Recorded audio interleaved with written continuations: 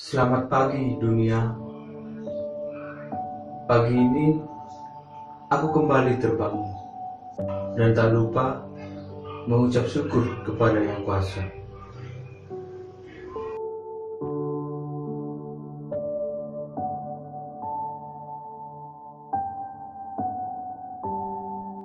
Hari ini aku kembali beraktivitas di rumah, tidak bisa beranjak kemana akibat pandemi COVID-19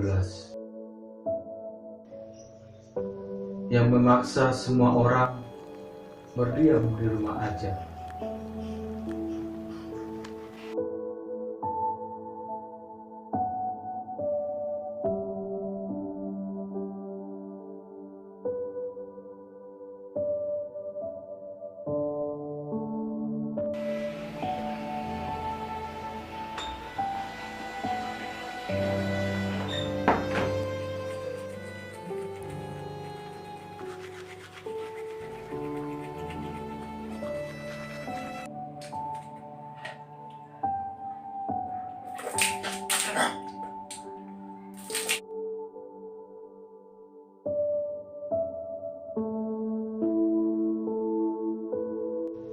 Bekerja dari rumah memang tak biasa, tapi itu lebih baik.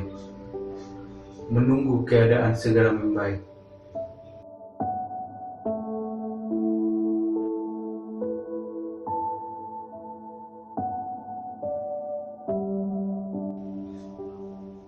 Tetaplah bersyukur dan berdoa dengan segala keadaan yang terjadi.